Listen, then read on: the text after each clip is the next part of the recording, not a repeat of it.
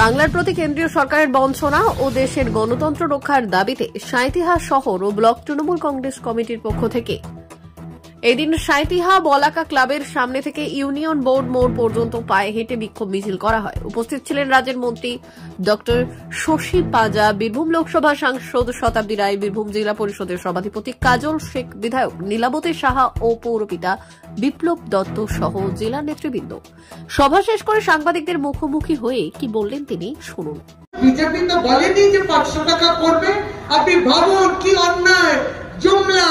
এই জন্য ভারতীয় জুমলা পার্টিকে বিশ্বাস করবেন না। ভারতীয় এই পার্টিটা ভারতীয় করে, কিন্তু জুমলাবাজ নাম্বার 1। তাদের নিজেদের দেয়া প্রতিশ্রুতিতে ভোট হতেই মুখ ঘুরে দিল। আপনি ভাবুন এদের উপর আপনারা ভরসা করবেন কেন?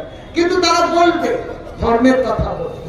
এই বীরভূমে বলুন, দিদি আসার পরে বোধহয় আরো 3টে ডেভেলপমেন্ট অথরিটি করেছে। আগে বোধহয় শুধু বোধহয় শ্রীনিকেতন, শান্তিনিকেতন ডেভেলপমেন্ট অথরিটি ছিল। বীরভূমের জন্য আরো 3টে করেছে। তার মধ্যে তারাপীঠ, রামপুরহাট ডেভেলপমেন্ট অথরিটি রয়েছে, বক্রেশ্বর ডেভেলপমেন্ট অথরিটি রয়েছে, আরেকটা রয়েছে পাঁচপাথরুড়ি ডেভেলপমেন্ট অথরিটি। এগুলো তো দিদি করেছে। ডেভেলপমেন্ট মানে উন্নয়ন, অর্থাৎ দিদি করবেন উন্নয়ন, আর দিদিকে তোমরা গালাগালি করবে। আর প্রত্যেকে শুনে রাখবেন, আমরাও কিন্তু ভক্ত, আমরাও রাম ভক্ত, আমরা মাতা সীতার ভক্ত, আমরা মা কালীর ভক্ত, আমরা দুর্গা মায়ের ভক্ত, আমরা জয় মা তারা বলি, মা তারার ভক্ত। ভক্ত তো প্রদর্শন করতে হয়, ভক্তিটা আমায় দেখাতে হবে না। দেখো আমি কত ভক্তি, কত নিষ্ঠাবান, আমার প্রদর্শন করতে হবে না। তাই আমরা করি অংশগ্রহণ, আপনারা পুজোতে ডাকুন, আমরা আসবো, আমরা অংশগ্রহণ করি, পুজো করি, আর তারা করেন প্রদর্শন। আর এই প্রদর্শনটা আসতে চলেছে জানুয়ারি মাসে। খুব দুঃখদায়ক, যখন ভগবানকে নিয়ে রাজনীতি যদি করে, রাম মন্দির নিয়ে রাজনীতি। আপনাদেরকে বলে দিই, আমি সত্যি জোড়া হাতে আপনাদের কাছে একটা অনুরোধই রেখে যাই যে আপনারা এই ডায়লগে চলে যাবেন না, ভেসে যাবেন না। ওরা রাম মন্দিরের কথা বলবে, আমরা রাম মন্দির হোক, সেটাও আমরা চাই, রাম মন্দির হোক, কিন্তু সেটা নিয়ে রাজনীতি হবে না, সেটা নিয়ে রাজনীতি হবে না, জাতীয় সুরক্ষা নিয়ে রাজনীতি হবে না। আর আমরা পুলওয়ামা চাই না, আর আমাদের সৈনিকরা শহীদ হবে তারা আমরা চাই না।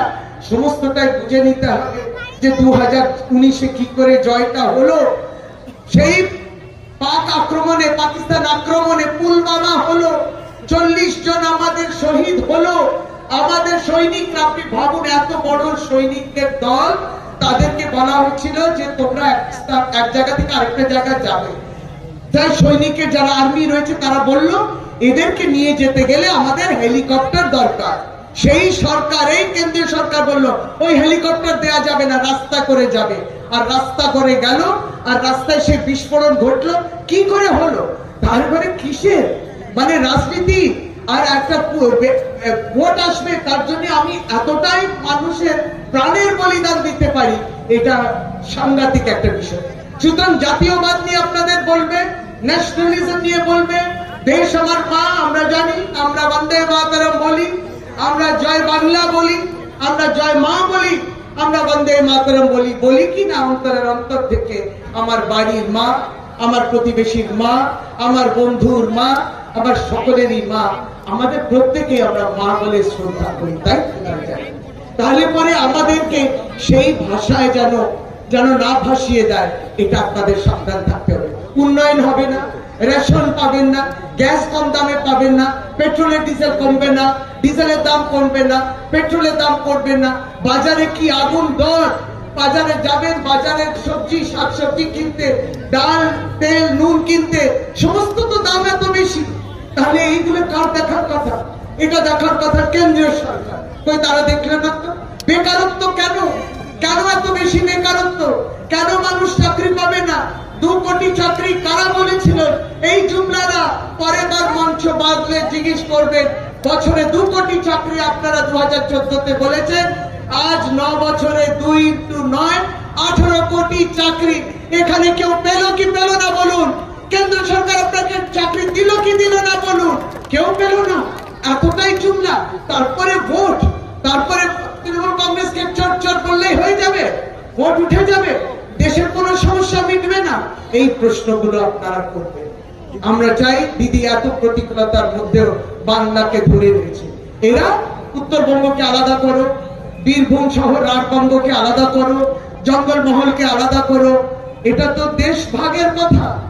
এটা তো সাদা চামড়া ব্রিটিশরা করে গেছিল, দেশ ভাগ করেছিল এবং ধর্মের নামে, জাতির নামে, ভাষার নামে ভাগ করেছিল কিনা এই ইতিহাসে ভুক্তভোগী আর কেউ না হলে বাংলা অবশ্যই ভুক্তভোগী।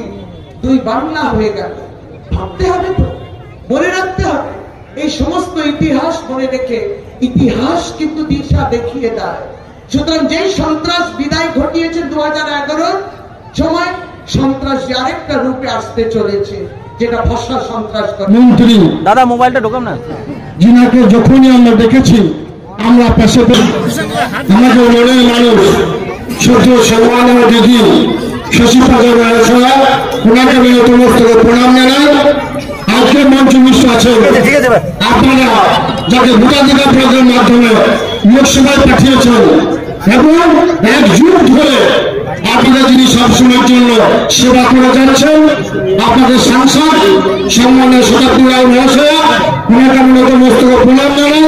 আছেন আমার শ্রদ্ধেয় সম্মানীয় দিদি, আপনাদের বিধায়িকা নীলাবতী সাহা, আছেন জেলা পরিষদের পূর্ত কর্মকর্তা মুর্শিদাবাদ সাহেব, আছেন মঞ্চে আমাদের উকিল যারা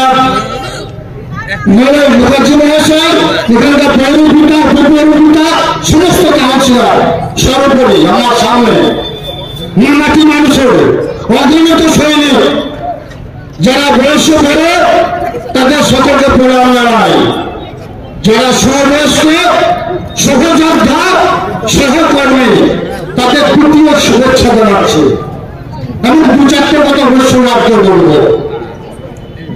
যে জায়গাটায় আমি এসেছি, এসে দাঁড়িয়েছি, আপনাদের অজানা কারণ নয়। অনেক লড়াই, অনেক সংগ্রামের মধ্য দিয়ে এই জায়গাটা এসেছি। দুদিন আগে এক বন্ধু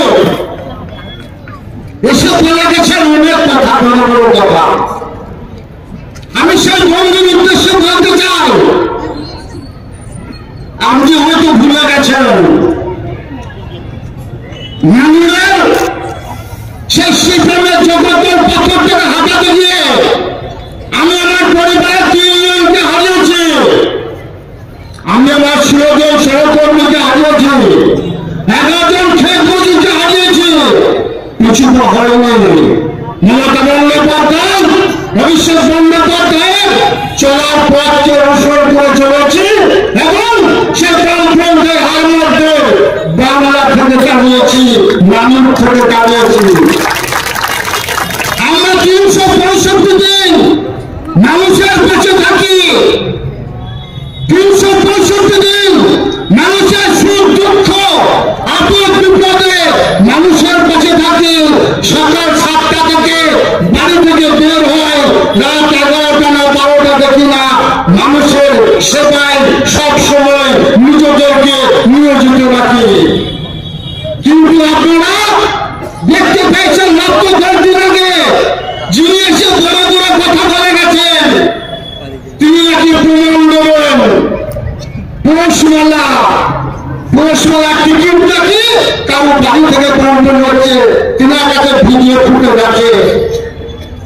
এই মিথ্যাচার, এই অত্যাচার, এই অবিচার বিগত দিনে বামফ্রন্ট করেছিল, জিরো হয়ে গেছে। তোমরাও জিরো হয়ে যাবে। তোমরাও মিথ্যা প্রতিশ্রুতি নিয়েছ, তোমরাও মানুষকে ভুল বোঝাচ্ছ। তোমরা বাংলার বুকে আমার যারা খেতে খেত মজুর আছে, যারা দিন খাওয়া মানুষ, যারা মাঠের ঘাম পায়ে ফেলে 100 দিনে কাজ করেছে, তাদের ন্যায্য দাবি, ন্যায্য অধিকারকে থেকে তাদেরকে তোমরা বঞ্চিত করেছ। যার জন্য আমাদের যুবরা অভিষেক বন্দ্যোপাধ্যায় সহ মঞ্চে যারা আছেন, এরাও দিল্লি জড়িয়ে দৌড় করেছিলেন, কিন্তু তাদের ন্যায্য অধিকার, ন্যায্য পাওয়া এখন তোমরা দাঁড়ানি। 8 জন সংসদকে আমরা কেন্দ্রে পাঠিয়েছি, তারা মানুষের জন্য কিছু করেনি। তাই সামনের লোকসভা ভোট আসছে, 24-এর ভোট। সেই 24-এর ভোটের জন্য